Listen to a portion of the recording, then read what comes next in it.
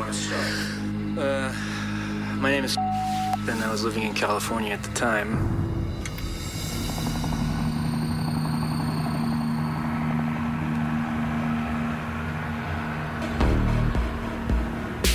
(1985), Los Angeles. A pair of teenage friends sneak out after curfew. A 16-year-old kid, to protect his identity, we're referring to him as Chet, had just gotten his driver's license. He takes his best friend out to explore a place that's considered off-limits. Their destination, a decommissioned missile site.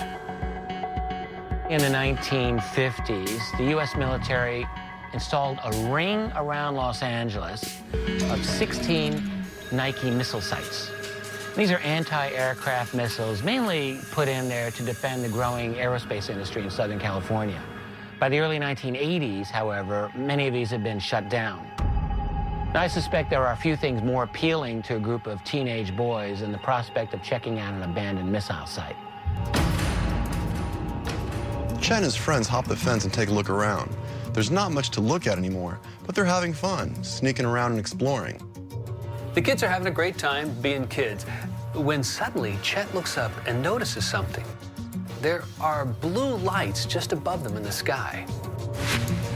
These blue lights appear, and I'm thinking, oh man, this is a police helicopter. We're gonna get busted for trespassing. If this was a helicopter, the rotors would be deafening by now. Instead, the boys don't hear anything. It's totally silent. The blue lights descend from above, and the boys quickly realize they are not dealing with the police. I don't know what to call it. It wasn't like anything I'd ever seen on Earth. It was a giant UFO. Now, this UFO is so bright that the boys can barely see the craft itself. The entire missile base is getting lit up like it's the middle of the day. Chet and his friends are frozen. The witnesses are paralyzed by more than just fear. This light was shining down on us, and I suddenly realized I couldn't move. It was like this UFO was somehow holding me in place. I couldn't run and hide.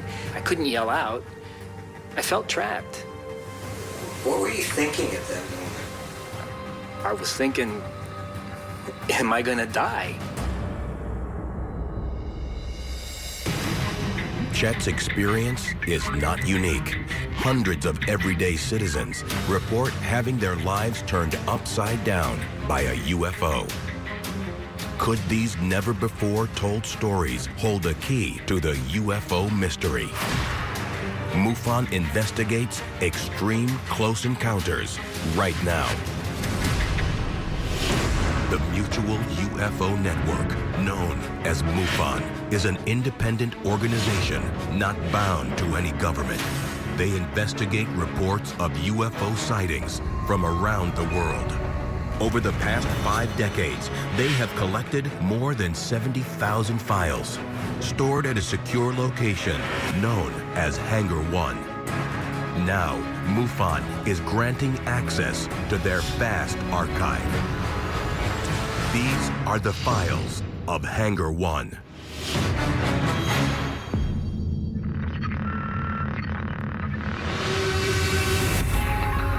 Los Angeles, 1985. A pair of teenagers are trespassing at a decommissioned missile base when a UFO descends from above, projecting a light that appears to paralyze the friends. What were you thinking at that moment? I was thinking, am I gonna die? And then it started to feel like something was invading my brain. Invading? Yeah, somehow I knew that this UFO was like scanning me, you know? I could feel it in there, reading my mind. Chet's friend later reported experiencing the same thing. Was the UFO scanning these kids? And if so, why? Was the UFO specifically interested in these particular boys, or could it have been attracted to activity on the missile site? After about a minute of what the witnesses called telepathic scanning from the UFO, the intense light surrounding the craft dim. The boys finally feel like they can move again. The UFO quickly flies up into the sky, just as silently as it appeared. Do you recall how you felt? I don't know. I was just glad it was over.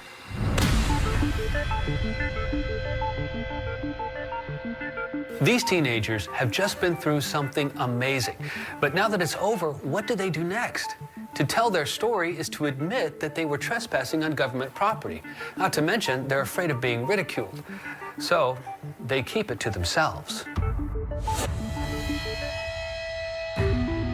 There are very, very confusing aspects of these experiences and the psychological impact of just seeing these incredible things.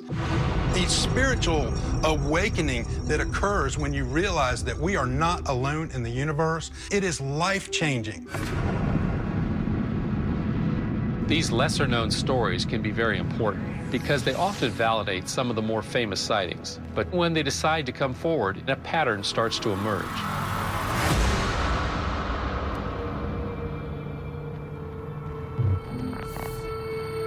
Okay, we're all set. You can start when you're ready. Okay, thank you. Summer 1970. Lorene Cosentino spots her young son pedaling home on his bike. Even from the front door, I could tell right away that something was wrong. The kid races up the driveway, jumps off his bike, and makes a beeline for the front door. The boy's talking a mile a minute. Lorene can't even make out what he's saying. The kid is clearly rattled. She thinks maybe there's been an accident or something. But the boy is upset about far more than scrapes or bruises. The son tells his mother he just saw a UFO, a flying saucer, hovering directly over the neighborhood. What was your reaction? I was just happy he wasn't hurt. I wasn't really taking the UFO part seriously. She tries to console her son, tell him it was probably just a plane or a trick of the light or something, but this only starts to upset him again. He was begging me, just come with me and see. So like when a child is afraid of a monster under his bed, Lorene wants to show her son there's nothing to be afraid of. But then she looks up. It appeared right over the roof. What appeared? It was, I guess the best way to describe it is a flying saucer. Just as she's assuring her frightened child that there's no such thing as flying saucers, bam, there's one plain as day. Now she doesn't know what to say. This UFO is shiny and metallic. There don't appear to be any windows or doors or hatches or even any seams at all. It's just a perfect disc, quietly levitating over their neighborhood. Now the mother and her son are just standing there, staring at this UFO. They don't know what to do. They're awestruck, but they're both seeing it together. It's very real. They keep watching this thing for almost 5 minutes. It's not moving. They're not moving. It's like the whole world has stopped. But then the mother takes a step closer, and everything changes. The flying saucer suddenly launches itself upward and disappears into the sky.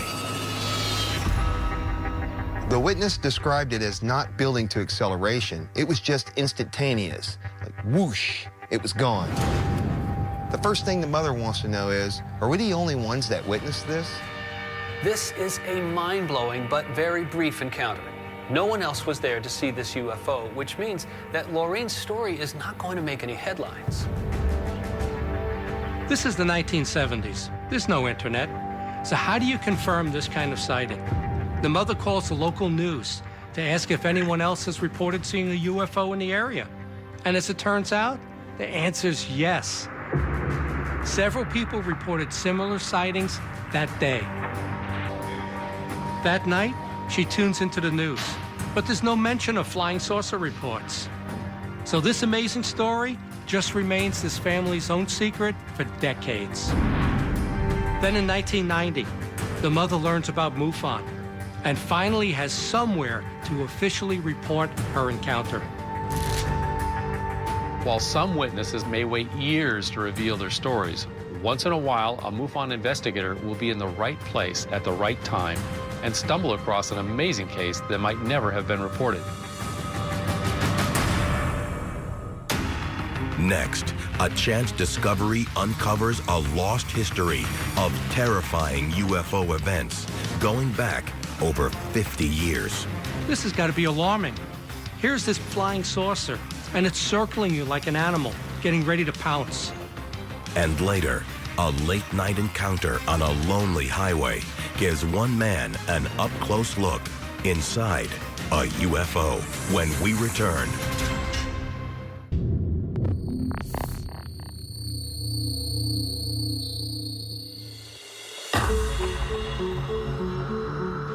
MUFON archives contain thousands of UFO accounts previously unknown to anyone without access to this vault.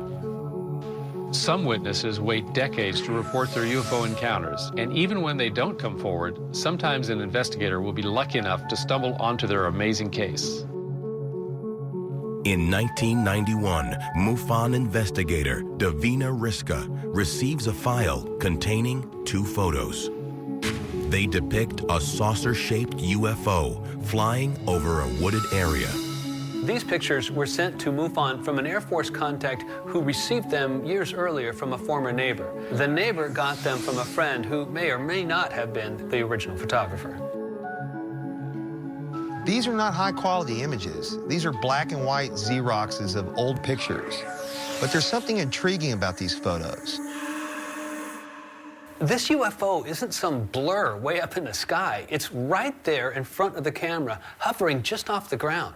Davina needs to know if these photos are legit, but nobody can find the original photographer. After 4 months of investigative work, Davina Riska is finally able to track down the original witness. It turns out the photographer, a 64-year-old widow named Jane, is living in Ellsworth. And over a cup of coffee, Jane reveals that these UFO photos go back almost 30 years. Fall 1962, Elk Creek, South Dakota. Jane accompanies her husband and son on a rabbit hunting trip. Jane had just bought a Polaroid camera and she's eager to try it out, so she figures this outing will be a great chance to take some nice nature photos. The family's enjoying a peaceful afternoon together. And then all of a sudden, the tranquility is shattered by this piercing mechanical shriek coming from the sky. The high-pitched noise drops to a steady rumble that begins to grow louder. So tell me what happened next. Whatever was making all this noise, it sounded like it was closing in on us. The rumble is everywhere. She can't tell where it's coming from.